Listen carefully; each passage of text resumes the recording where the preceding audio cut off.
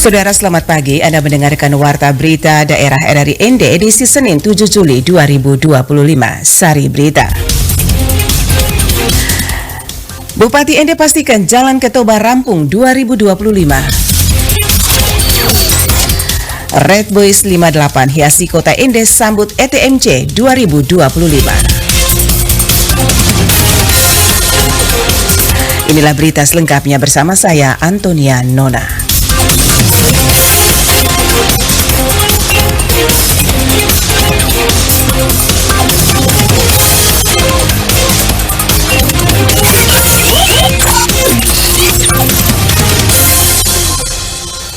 Kami sampaikan berita pertama. Bupati ND Yosef Benedictus Badioda menegaskan bahwa pembangunan infrastruktur jalan menuju Dusun Toba Desa Roga akan rampung pada tahun 2025.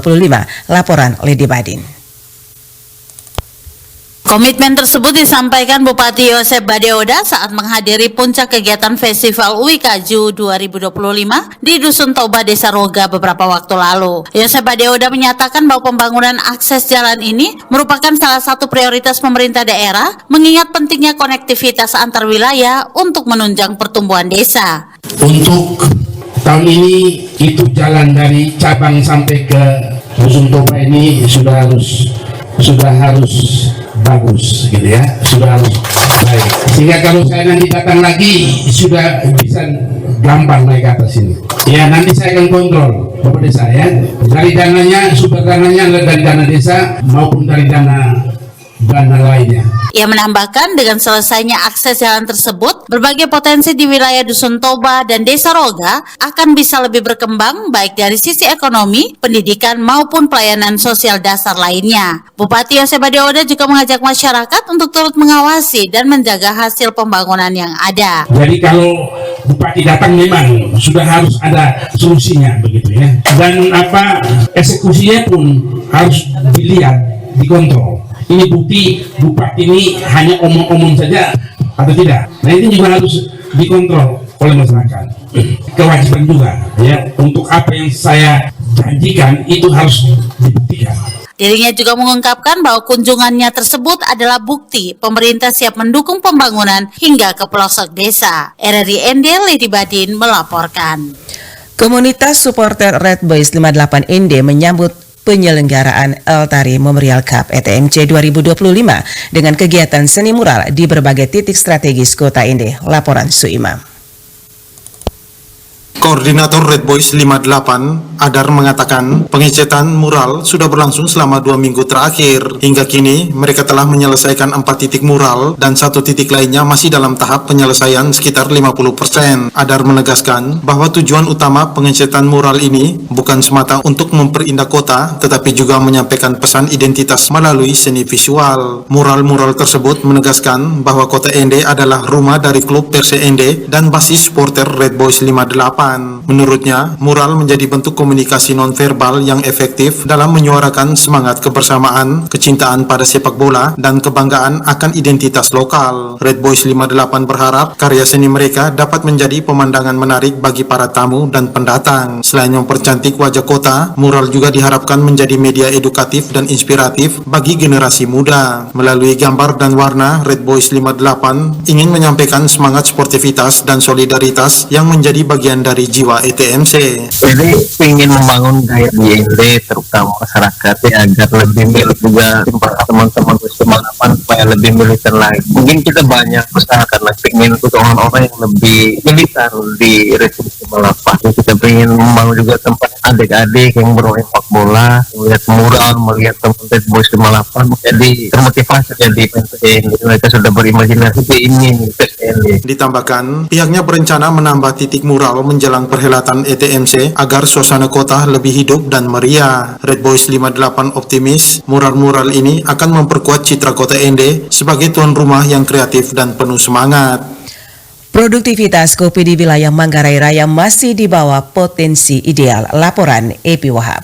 Produktivitas kopi di wilayah Manggarai Raya meliputi Manggarai Timur, Manggarai, dan Manggarai Barat relatif masih di bawah potensi ideal yang seharusnya produktivitasnya 1 ton per hektar, namun saat ini berkisar antara 400 hingga 600 kg per hektar per tahunnya untuk kopi biji kering. Hal ini disampaikan Kepala Badan Pusat Statistik atau BPS Manggarai Barat, Ika Suryaningrum, kepada RRI. Jadi kalau kita lihat dari data BPS, produktivitas kopi ini pada umumnya masih cukup bervariasi ya. Tadi sudah saya sampaikan rata-rata produktivitas kopi rakyat di Manggarai Raya itu berkisar 400 sampai 600 kg per hektar per tahun untuk kopi biji kering. Nah, ini sebenarnya relatif masih di bawah potensi ideal yang seharusnya 1 ton per hektar gitu. Ia juga menyampaikan hal ini akibat pengelolaan kebun yang belum optimal yang berkaitan dengan pemerataan tanaman, pemangkasan rutin, dan pemupukan organik. Selain itu juga adanya tanaman kopi yang sudah cukup tua usianya sehingga berdampak pada produktivitas jadi cenderung stagnan. Sehingga jika kebun dikelola dengan baik, misalnya dengan peremajaan tanaman, pemangkasan rutin,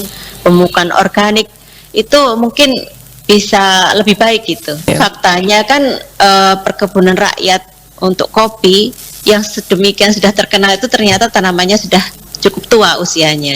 Mungkin itu produktivitasnya menjadi cenderung stagnan.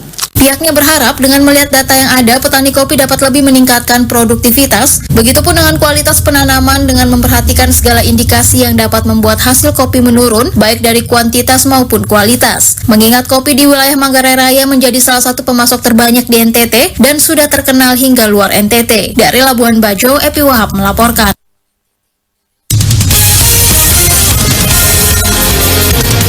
Anda sedang mendengarkan Warta Berita RRI ND. Menyikapi adanya kasus penipuan yang mengatasnamakan PT Taspen Persero yang menimpa salah satu peserta Taspen, Branch Manager Taspen KCND Frans David Masumbe kembali menghimbau kepada para pensiunan maupun para ahli waris agar lebih berhati-hati apabila menerima panggilan telepon dari nomor-nomor yang tidak dikenal. Kepada RRI Jumat 4 Juli 2025, Frans David Masumbe mengakui bahwa hingga saat aksi penipuan masih terus terjadi. Oleh sebab itu dirinya kembali mengingatkan kepada para penerima pensiun agar lebih berhati-hati apabila menerima pesan baik melalui SMS, WA ataupun panggilan telepon yang mengatasnamakan PT Taspen Persero untuk tidak melanjutkan permintaan dari pihak yang tidak bertanggung jawab. Bagi Bapak Ibu penerima pensiun sewilayah Flores, wilayah kerja PT Taspen Persero kantor cabang ND, dengan ini kami dari Taspen menghimbau, mengingatkan kepada Bapak Ibu penerima pensiun terkait dengan maraknya terjadi penipuan yang mengatasnamakan PT Taspen Persero. Mohon kehati-hatian dari Bapak Ibu penerima pensiun semuanya ketika menerima informasi baik melalui SMS, WA maupun telepon yang mengatasnamakan Taspen untuk tidak melanjutkan permintaan dari pihak yang tidak bertanggung jawab tersebut, dan untuk segera mengkonfirmasikan informasinya itu melalui Taspen atau bisa datang langsung ke kantor bayar pensiun Bapak Ibu baik di bank maupun kantor pos untuk menerima informasi yang lebih jelas.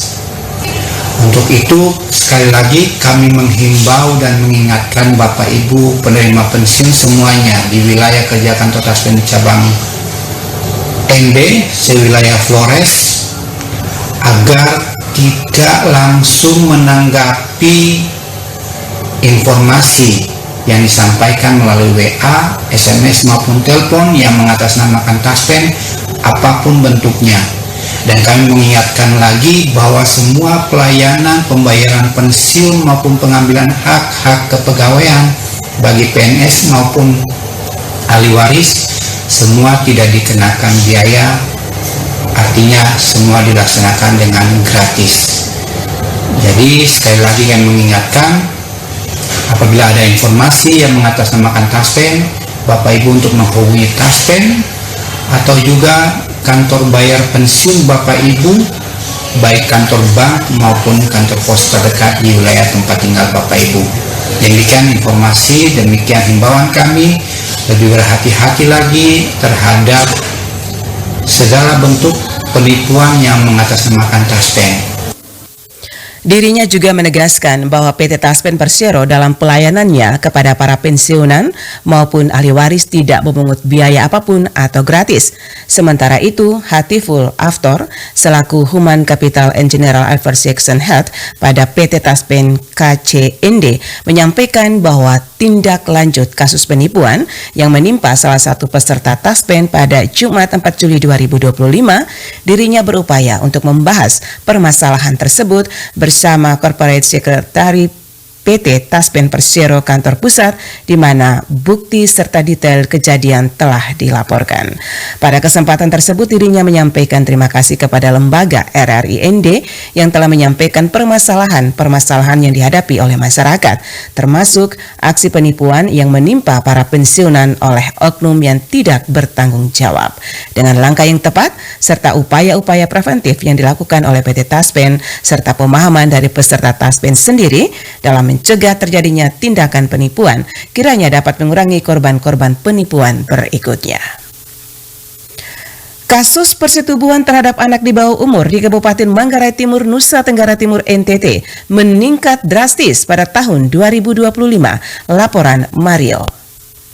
Banyak anak-anak yang menjadi korban, terutama di Manggarai Timur. Kasus persetubuhan terhadap anak di bawah umur di Kabupaten Manggarai Timur meningkat drastis pada tahun 2025. Hingga saat ini, Kejaksaan Negeri Manggarai mencatat sebanyak 10 kasus yang ditangani oleh aparat penegak hukum. Kepala Seksi Intelijen Kejaksaan Negeri Manggarai, Billy Brodus Harun, mengungkapkan bahwa seluruh kasus berada di berbagai tahapan proses hukum. Perkara perlindungan anak, terutama perkara persetubuhan dan pencabulan anak dari Manggarai Timur, untuk tahun 2025 ini ada 5 perkara yang baru kita terima SPDP-nya. Perkara yang masih di teman-teman Polres Manggarai Timur. Ada 2 perkara yang sudah masuk tahap pra penuntutan, sementara kita teliti berkasnya apakah memenuhi syarat formil dan materi untuk dilimpahkan ke pengadilan. Yang sementara sidang sekarang ada 2 perkara, dan yang sudah diputus itu baru 1 perkara. Dari totalnya dari Manggarai Timur itu ada 10 perkara. Yang 5 itu masih dalam tahap SPDP, 2 tahap pra penuntutan, 2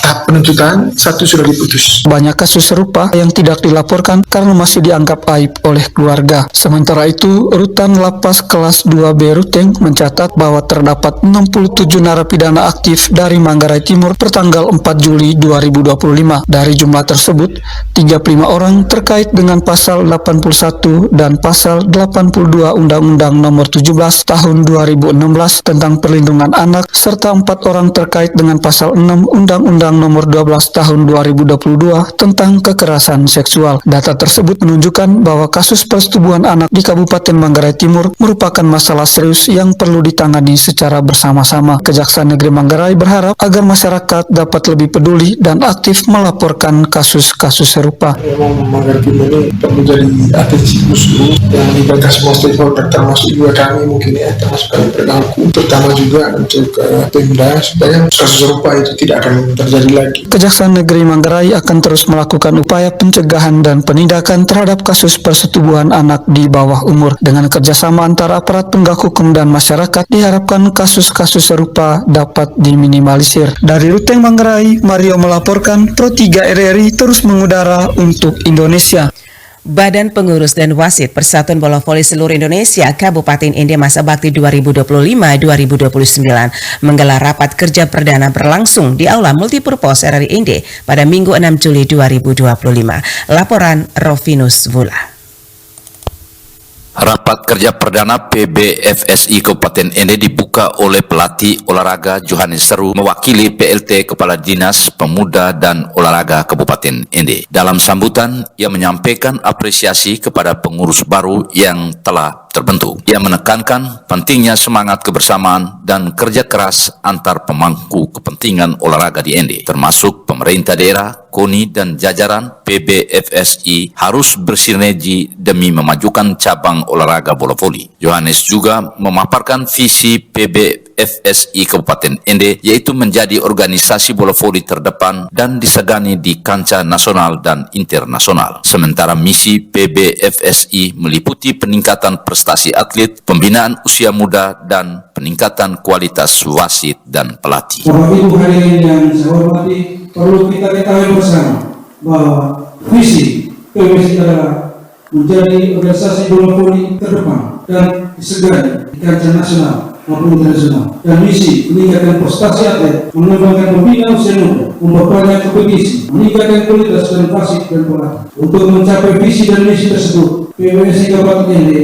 harus menjalankan beberapa program kerja strategis, antara lain program pembinaan usia muda yang komprehensif, penyelenggaraan kompetisi yang berkualitas, pelatihan wasit dan pelatih yang berkelanjutan. Ketua PBFSI Kabupaten Ende Vincent Sanggu menyampaikan bahwa bola voli di Ende selama ini cukup diperhitungkan di tingkat provinsi. Namun sesuai amanat organisasi perlu penyegaran melalui struktur pengurus baru. Menurutnya PBFSI Ende harus mampu melahirkan atlet potensial yang bisa bersaing di tingkat nasional. Kolaborasi dan semangat baru menjadi hal mutlak yang harus dibangun bersama. Pertemuan perdana menjadi ajang persiapan pelantikan pengurus oleh PBFSI Provinsi NTT. Selain itu, PBFSI Ende siap mendukung suksesnya turnamen voli yang akan digelar oleh pemerintah Kabupaten Ende. Terima kasih banyak atas dukungan pertemuan hari ini.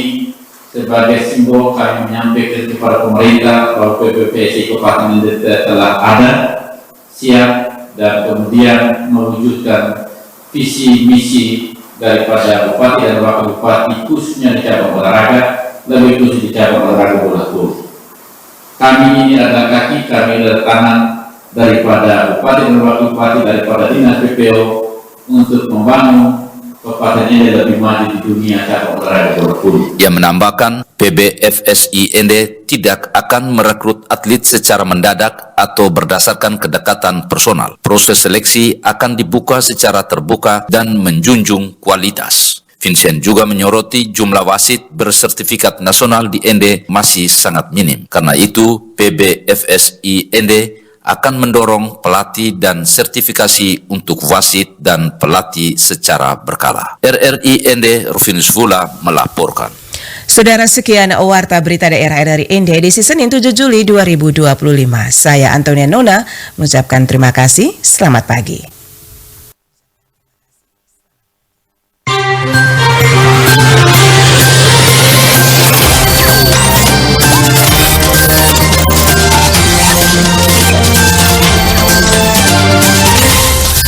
Terima kasih Anda telah mengikuti Warta Berita RRI Ende.